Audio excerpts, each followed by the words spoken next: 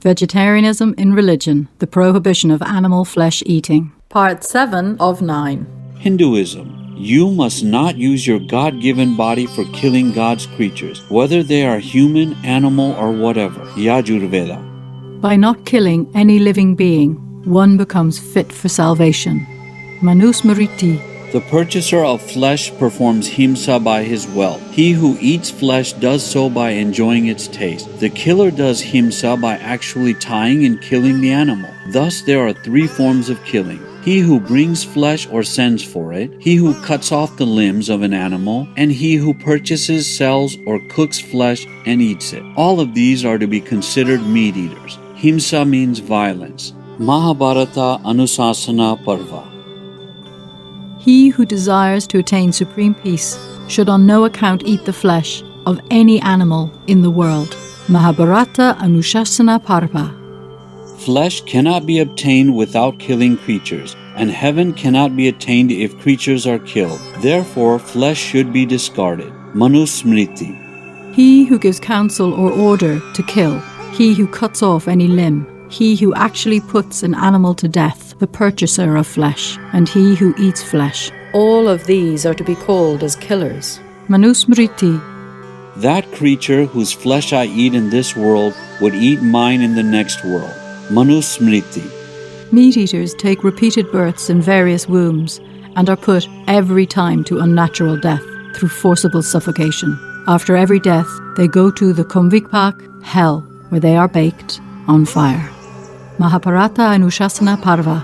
The sins generated by himsa curtail the life of the perpetrator of himsa. Therefore, those who are anxious for their welfare should abstain from meat eating. Himsa means violence. Mahabharata Anusasana Parva.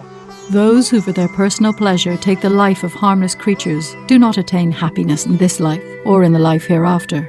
In view of the method through which flesh is acquired, and considering the suffering to creatures in fastening with cord and killing them, man should give up meat eating of all sorts. Manusmriti. Prajapati says that eating meat of any sort is a great evil, and abstinence from doing so is highly meritorious. Yamasmriti. He who desires to augment his own flesh by eating the flesh of other creatures lives in misery, in whatever species of beings he may take his birth. Mahabharata Anushasana Parva. O child, there is no doubt about this fact, that flesh grows out of semen. Therefore it is highly detestable. Flesh eating is thus a great evil, and abstinence from it is a virtue. Mahabharata Anusasana Parva. He who abstains from flesh eating and is kindly disposed towards all creatures becomes an object of shelter to them and gains their confidence. Mahabharata. The virtue gained by abstinence from meat eating is so great that it cannot be equaled by the virtue of making gifts of even gold, cow, or land. Mahabharata Anusasana Parva. What is the good way? It is the path that reflects on how it may avoid killing any creature. Tirukural. All that lives will press palms together in prayerful adoration of those who refuse to slaughter and savor meat. Tirukural. What is virtuous conduct? It is never destroying life, for killing leads to every other sin. Tirukural. Those who are ignorant of real dharma and though wicked and haughty account themselves virtuous, kill animals without any feeling of remorse or fear of punishment. Further, in their next lives, such sinful persons will be eaten by the same creatures they have killed in this world. Dharma means true teaching. Srimad Bhagavatam. Meat can never be obtained without injury to living creatures, and injury to sentient beings is detrimental to the attainment of heavenly bliss. Let him therefore shun the use of meat, having well considered the disgusting origin of flesh and the cruelty of fettering and slaying corporal beings. Let him entirely abstain from eating flesh. Manu Samhita.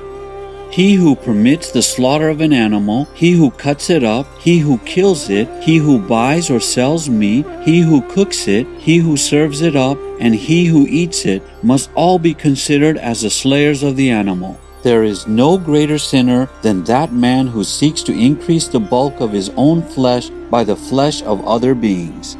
Manu Samhita. By subsisting on pure fruits and roots, And by eating food fit for ascetics in the forest, one does not gain so great a reward as by entirely avoiding the use of flesh. He will devour me in the next world, whose flesh I eat in this life. The wise declare this to be the real meaning of the word flesh. Manu Samhita. By not killing any living being, one becomes fit for salvation. Manu Samhita. The sins generated by violence curtail the life of the perpetrator. Therefore, even those who are anxious for their own welfare should abstain from meat eating. Mahabharata Anushasana Parva. Cow killers are condemned to rot in hellish life for as many thousands of years as there are hairs on the body of the cow. Adilila. Since you cannot bring killed animals back to life, you are responsible for killing them. Therefore, you are going to hell. There is no way for your deliverance. Adilila. The very name of cow is Aganya, indicating that they should never be slaughtered. Who then could slay them? Surely one who kills a cow or a bull commits a heinous crime. Aganya means not to be killed. Mahabharat Shantiparv. O best of kings, if the things acquired by injuring others be utilized in any auspicious act, they yield contrary results at the time of fruition. Devi Bhagavatam. Since, O thou of great splendor, the period of life is shortened of persons who slaughter living creatures or cause them to be slaughtered, it is clear that the person who wishes his own good should give up meat entirely. Mahabharata. Etc. These are just some examples. For more details, please log on to suprememastertv.com/scrolls.